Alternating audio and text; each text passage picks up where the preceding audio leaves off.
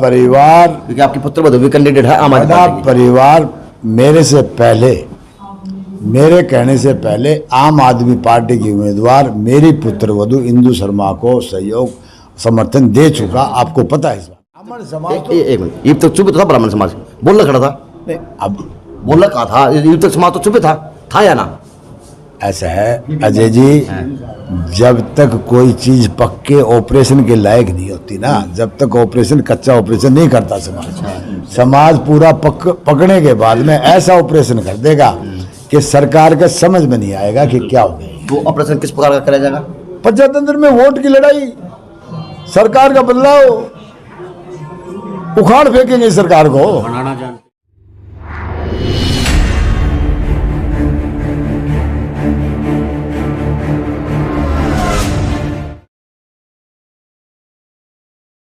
नमस्कार, मैं अजय और आज फिर से एक नई अंगड़ाई नई उमंग के साथ में ली जा रही ब्राह्मण समाज की व ब्राह्मण समाज के कहीं ना कहीं पदाधिकारियों की जो अगुवाई करने का काम करते समाज के अंदर।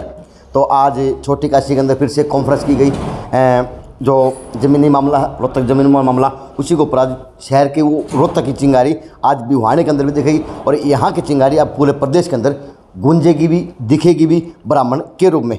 तो दो बात दादा वासुदेव शर्मा से और उनकी पूरी जिले की प्रदेश की जो टीम आई है ब्राह्मण समाज की प्रधानों की व वक्ताओं की। तो दादा प्लीज 2 मिनट खड़े हो जाओ सारे।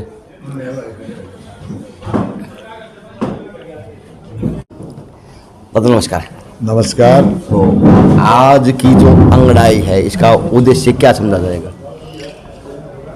अजय जी, आज का मुख्य एजेंडा जो ब्राह्मण समाज की जो गांव परावर की पंचायत ने जो जमीन गोड़ ब्राह्मण संस्थाओं को दी थी, उसी बारे में हमारे आज समाज के प्रबुद्ध प्रतिष्ठित संस्थाओं के अध्यक्ष, उपाध्यक्ष, महासचिव सभी ने इकट्ठे होकर ये फैसला लिया कि सरकार तुरंत प्रभाव से, जो कि डेट बाउंड हमारे डॉक्टर रविंद्र शर्मा MP साहब ने की है, उससे पहले तुरंत प्रभाव से ज़मीन को वापस करे, उसका कब्जा दे और ब्राह्मण संस्थाओं को।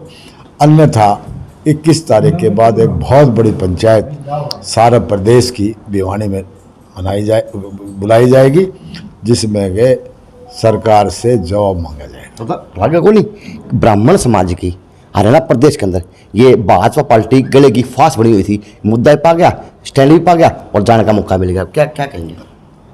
देखिए, आप जानते हैं कि ब्राह्मण समाज एक बुद्धिजीवी समाज है और मैं तो यहाँ तक समझता हूँ कि ब्राह्मण कोई जाति नहीं, ब्राह्मण एक विचारधारा है। जो व्यक्ति अहिंसा में विश्वास रखता है, जो व्यक्ति परमात्मा में विश्वास रखता है, जो व्यक्ति लोगों की भलाई में, आप देखते हैं कि एकमात्र ब्राह्मण जो हमारा धार्मिक जो प्रचार करता है, एक ब्राह्मण ही है जो विश्व कल्याण की बात करता है। वो सिर्फ अपने परिवार तक की बात नहीं करता, वो प्रदेश की, देश की नहीं, विश्व कल्याण की बात करता है। तो हमारा समाज, तो हमें गर्व अपने समाज पे जो 36 बिरादरी को साथ चलने में सक्षम है और 36 बिरादरी का सम्मान करता है। और उस सम्मान पे जब भी ठेस पहुंचे, चाहे वो जाट कम्युनिटी के साथ पहुंचती हो, चाहे वो पंजाबी भाइयों के साथ पहुंचे, चाहे वो राजपूत भाइयों के, चाहे कोई BC हो उसके साथ हो, चाहे SC समाज के साथ हो, हम उसको पूर्ण रूप से सहयोग देते हैं। नहीं कि मरोड़ी खाने का मुद्दा पा गया ब्राह्मण समाज को, ना तो वह आडी गिटक सका था भाजपा नाम की, ना वह बाहर काट सका था, हाँ या ना? देखिए जी, ब्राह्मण समाज बड़ा संयम रखता है। क्यों? कि परमात्मा में विश्वास रखता है कि परमात्मा भला करेगा। आपने देखा उनकी परीक्षा लेने का मुख्यमंत्री जी ने प्रयास किया। सबसे पहले तो एक सम्मान के रूप में जो आदमी उसको मुकुट पहना रहा था और उसको उसी के फरसे से ये कहते हैं कि तेरी गर्दन उतार।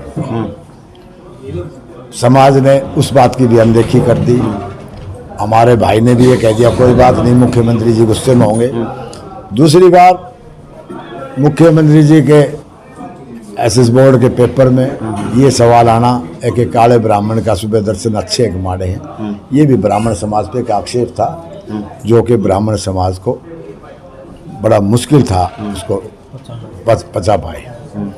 तीसरा, अब जानबूझ के जो कि जमीन परावर की जमीन गौड़ संस्थाओं को दी हुई दान में हमारी जमीन है, हम देने वाले, हम ही लेने वाले, और सरकार का उसमें अड़ंगा डाल के ब्राह्मण समाज को जानबूझ के एक षड्यंत्र के तहत इसको या तो जरूरत नहीं समझता कि समाज की कोई उसमें जरूरत नहीं है, और या कोई बड़े षड्यंत्र के तहत नीचा दिखाना चाहते हैं। लग है ना, तो वो काले ब्राह्मण के ऊपर के जो पाठ्यक्रम के ऊपर लिखा गया था प्रश्न क्वेश्चन के अंदर, उसको ऊपर बोल पाए थे ना, गर्दन काट दी, मुकुट पहन गए थे, गर्दन काट गए। लेकिन आज एक मुद्दा ही पा गया, चुनावी माहौल भी है, क्या मानते हैं कि दोनों काम हो जाएंगे?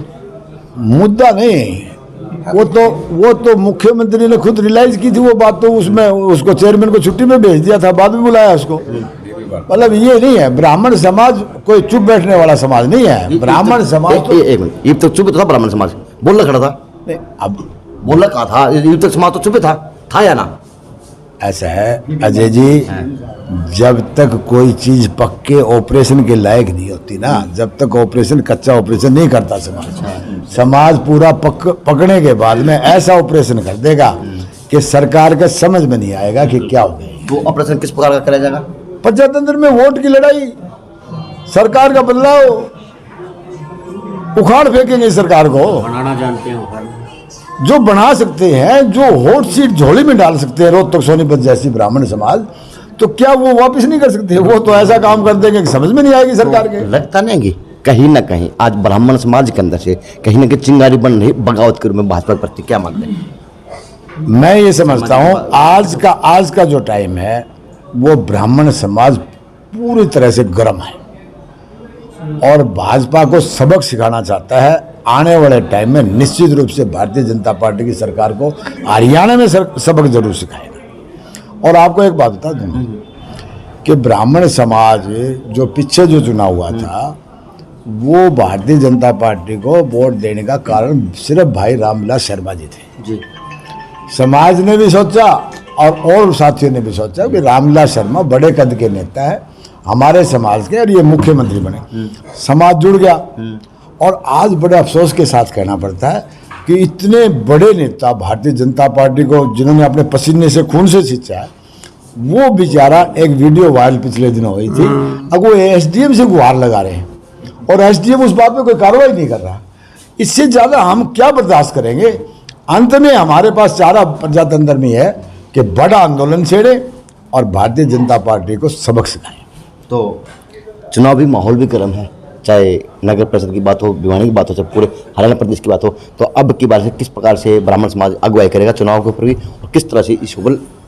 मैं ये सोचता हूँ आज जो भारतीय जनता पार्टी में जो भी मठाधीश बने बैठे हैं, उन्हें अपने आप से ये गलानी महसूस होती होगी कि हम किस सरकार को समर्थन दे रहे हैं, हम किस सरकार वो मठाधीश आपके ब्राह्मण के रूप में भी तो है, अभी तक भी है। मैं अपने सवाल अपने देखिए, हम किसी आदमी विशेष का कोई विरोध नहीं कर रहे, हम एक कार्यशैली का, हम अपने हकों की लड़ाई लड़ रहे हैं, हमारा अधिकार है उस पर लड़ाई लड़ रहे हैं। लेकिन ये तो निश्चित है कि आप समय आने दो, हमारे समाज का कोई भी व्यक्ति अगर सरकार इसी हट पे रुकी रही ना, तो हमारे समाज का कोई भी आदमी भारतीय जनता पार्टी का नाम लेने में भी संकोच भाई बार बार छेड़ रही है, ये जानबूझ के छेड़ रही है सरकार, जानबूझ के छेड़ रही है। चुनाव का मुद्दा थोड़ी था। आने वाले टाइम में क्या, अभी देख लेना, अभी ब्राह्मण समाज अकेला नहीं है। ब्राह्मण समाज का इतिहास उठा के देखो कि वो 36 बिरादरी को साथ लेके चलने में सक्षम है। इतिहास तो छोटे का पिछले साल ठाया था और आलू बाजार में हमने किया था, तो उसी का तो वो अपना आदमी का नुकसान भी हो गया था। उसी का खामियां देखिए, अपने पराये की बात नहीं, हम उस आदमी का करते हैं जो आदमी, मैंने आपसे पहले कहा था, जिस छोटी काशी के नाम से मशहूर भिवानी ने 3 मुख्यमंत्री थे और उसके बावजूद भी आज भिवानी की जनता पाने के लिए, अरे बाबा एक बात है, धारड़ू गांव में एक परिवार बॉम्बे ट्रांसपोर्ट का काम करता था और धारड़ू आगे मकान को खोल लेंगे, दिवाली का मौका है, 2 दिन साफ सफाई कराएंगे, और वो बेचारी लेडी सुबह पानी से वाइपर से साफ कर रही थी और ऊपर खुला 11,000 का करंट था, और वो वाइपर चलाते चलाते उसका टच हो गया, कोयले की तरह से जल गई। वो तो एक बच्चा था सिर्फ उनके पास, वो बेचारा आया तो वो बाई चांस फेंक दिया, अन्यथा वो भी फेंट में आता। और उसके बाद में वहां ना कोई बिजली का अधिकारी गया, ना कोई नेता गया, ना कोई भारतीय जनता पार्टी का कोई एमएलए गया। कितनी अफसोसजनक बात है। नेता तो आड़े को आने लग रहे घोटाला में 500 करोड़ बोलने लग रहे हैं घोटाला। तो नेता तो आड़े भी कौन बोला ना, भाजपा के नेता हो चाहे भाजपा के नेता को बनाने वाले नेता हो। मैं तो खुद कह रहा हूँ अजय जी, हाँ इतने दिन से कौन बचा रहे हैं आप, ये भी तो हिसाब लगाओ। सरकार का अगर हाथ में होता तो ये आऊंगा पहले सवाल मैं अजय जी आपको बता चुका मैं कि अब तक 500 करोड़ का जो भिवानी में घपला हुआ है उस पे सरकारी कोई बयान नहीं आया। कारण क्या मानते हो, क्यों नहीं आ रहा? वो कहीं न कहीं उसके तार जुड़े सरकार से। अब आप ये देखिए, पुलिस प्रशासन अपना कार्य कर रहा है, भिवानी बचाओ वाले हो चाहे और भी काफी जो संस्थाएं जुटी हैं इसके खिलाफ, वो ही तो पुलिस को अपने वो देते हैं, सबूत देते हैं। अच्छा। उन्हीं पे पुलिस कार्रवाई कर रही है, प्रशासन कार्रवाई कर। सरकार तो बिल्कुल ढीठ बनी बैठी। सरकार तो कोई बयान नहीं देती, कोई कार्रवाई के आश्वासन नहीं देती, लोगों के बीच में आते नहीं। अब लोगों के बीच में जाना दुबर हो जाएगा। और सारी स्पष्ट कह चुके, आपके चैनल पे भी दूसरे चैनलों पे भी, हमारे भिवानी बचाओ आंदोलन के जो प्रधान है वो भिवानी बचाओ आंदोलन देखा था, बड़ा परिवार कौन देखा था?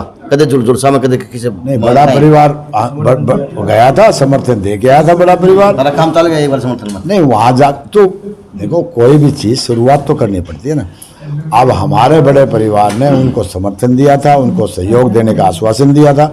हर तरह का सहयोग के लिए हम तैयार थे, उनके साथ बैठने के लिए भी, चाहे भूख हड़ताल में। दादा वासुदेव शर्मा, इसे नगर परिषद चुनाव के ऊपर किस तरह निकाल रखा अगला सवाल है, और किस तरह से पैमाना बनाया जाएगा छोटी काशी के लिए, शहर के लिए? क्योंकि 500 करोड़ का घोटाला लिया और शहर में त्राई त्राई मच रही है, पानी की हो, सीवरेज की हो, लाइट की हो, चाहे क्या की उठा लो, बटन लू मार दे, समस्या में लगेगा। वासुदेव शर्मा अकेला भार नहीं फोड़ सकता, जनता के सामने है। भिवानी की जनता बहुत समझदार जनता। 8 आधे एमएलए बना दे है, अकेला बांट तो कौन फोड़ सके?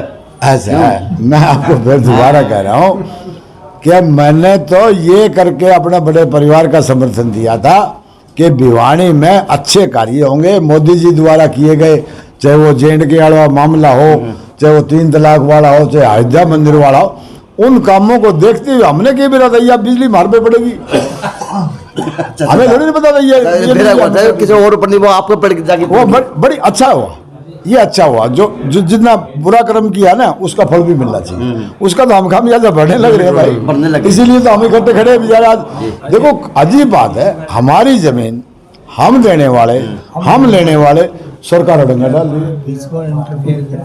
कमाल की बात है। तो टाइम भी आ रहा है, मौका भी है, दस्तूर भी है, और कहीं ना कहीं ब्राह्मण चाहे वेद पढ़ने में सक्षम हो, चाहे पर्चा खाने में सक्षम, आज सक्षम है।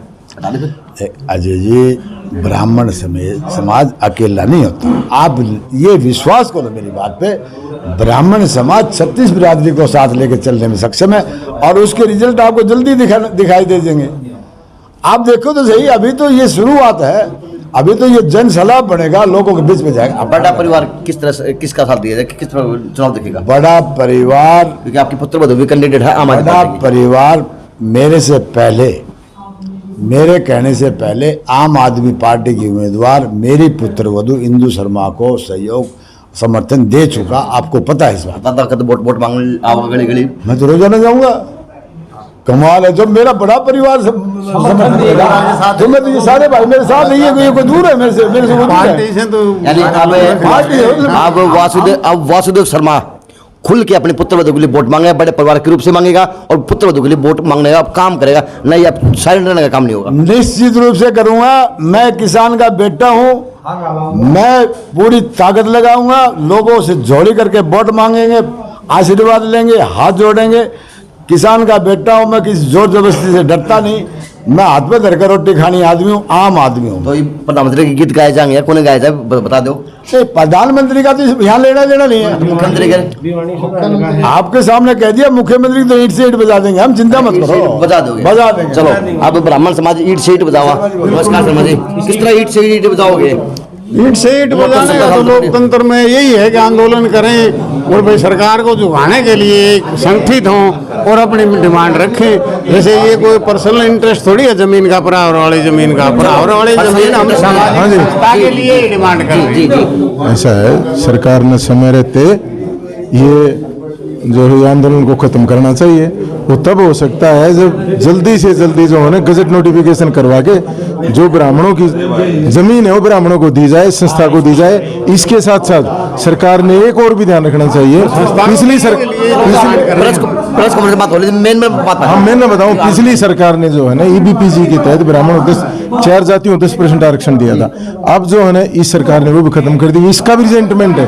ये विनोद शर्मा ने हुड्डा से कह करके पिछली सरकार में दिलवाया था, वो हमारा खत्म क्यों? तो ब्राह्मणों के साथ ही क्यों पड़ी हुई है सरकार? अजय भाई, मैं एक पत्रकार साथी पूछ रहा था, नवीन जयंत सरकार को फरसा क्यों दिखा रहा है?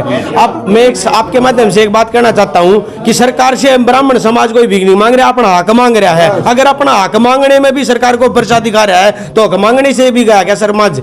हक तो मांगेगा, और हक की लड़ाई है, और हक की लड़ाई में समाज अपना हक मांग के रहेगा, लेके रहेगा। यही वो समाज है जो ब्राह्मण समाज है जिन्होंने समर्थन दिया था बीजेपी को। बीजेपी में अग्रणीय भूमिका निभाई थी। 36 बिरादरी को साथ में लेके बीजेपी को बना सकता है तो इसको गिरा भी सकता है समाज। तो ब्राह्मण समाज मरोड़ी खा गया। अजय जी, आपको एक बात मैं कहना चाहता हूँ। सारी बातें आपके सामने आ चुकी हैं कि मामला क्या है। मामला एक ही है कि ब्राह्मण समाज की जमीन ब्राह्मण समाज को चाहिए। तो ये नहीं तो समाज मरोड़ी खा जाएगा, चाहे वो मुकुट बंद से जब की थी, चाहे वो काला ब्राह्मण के ऊपर थी। ये तो मरोड़ी खाना टाइम आ गया। मरोड़ी खाने का टाइम भी आ गया और सरकार को सबक भी सिखाएंगे। मैं बता देता हूँ जी आपके माध्यम से, खट्टर सरकार ने हमेशा ब्राह्मणों की अनदेखी की है। वो चाहे हर्षमोहन भारद्वाज जी जैसे महान व्यक्ति का धमकी देने वाला काम किया हो, चाहे आर्थिक आधार पर जो आरक्षण था हमारा, वो सबसे गहरी चोट है। क्योंकि हमारे समाज के जो युवा बच्चे हैं ना, उनका उन्होंने रोजी रोटी खाने का वो तो हक तो मान लिया मुख्यमंत्री जी ने, और बात 3 साल बाद बच्चा उगड़ी है। वहाँ ना करो, 3 साल लाके उस बतन उगाड़ा हमने सहन कर लिया था। हमने सहन कर लिया था। आज हमारी जमीन आज वोट को उखाड़ के भी फेंकेंगे। तो आप नु भी कहे मालूम मुद्दा मिल गया, मालूम प्लेटफॉर्म मिल गया। हाँ जी, कि मैं कहने का मुद्दा, बिल्कुल कहने का मुद्दा मिल गया। हम साइलेंट थे जी सर, साइलेंट। मैं कहना चाहता हूँ 22 तारीख को रोहतक जो पहरावर का कैसी बात करके समाज जी बोलो, वो जो जब दिखाने वाली बात थी, जब समाज की तरफ से पगड़ी फरसा मुगर पहनाया जाता, जब भारद्वाज साहब थे आपके थे, अरे भाई साहब मैं उस टाइम मौजूद था यार। आज से की बात है, मैं उस टाइम मौजूद था। बड़ा वाला प्रोग्राम नहीं था अजय भाई, वो एक राजनीतिक प्रोग्राम था। अजय जो जिनको फरसा दिखाया गया है वो राजनीति के लिए एमएलए की टिकट मांग रहे थे, समाज की टिकट नहीं मांग रहे थे। वो दे टिकट, लेकिन आज 3 साल बाद सुनो भाई सुनो, 22 तारीख को भाई नवीन जयंत के प्रोग्राम में हम वहाँ मौजूद थे। उससे नवीन जयंत ने ये कहा था कि सरकार ब्राह्मणों का हक तो देगी, लेकिन हम देखना चाहते हैं कि ब्राह्मणों में कितना दम है। तो वो भाई नवीन जैन ने उस दिन दम दिखाया और फरसा उठवाकर ये सरकार को चेताया कि ब्राह्मण को कमजोर ना समझे, हम अपना हक लेना। ब्राह्मण अगर वेद पढ़ सका है तो फरसा भी ले सका है, क्योंकि परशुराम के वंशज है। लेकिन अब मरोड़ भी खा ली और आंख भी दिखा दी, सारे काम अब ब्राह्मण समाज उगाड़ के लेगा। क्योंकि कहीं ना कहीं आज 4 बार से MP बनते आ रहे समाज के दिग्गज चेहरे, दिग्गज परिचय के कोई मोहताज नहीं। लेकिन आज कहीं ना कहीं भाजपा सर चढ़ के बोल रही, लेकिन ब्राह्मण समाज ने आज भाजपा को पैरों तले नीचे लाने का काम शुरू कर दिया। भिवानी जिले से चाहे कॉन्फ्रेंस की बात हो, चाहे वो व्यक्तित्व के अपने रूप के विचारों के बात हो। JNC से अजय नायक, पंकज सोनी, खास रिपोर्ट।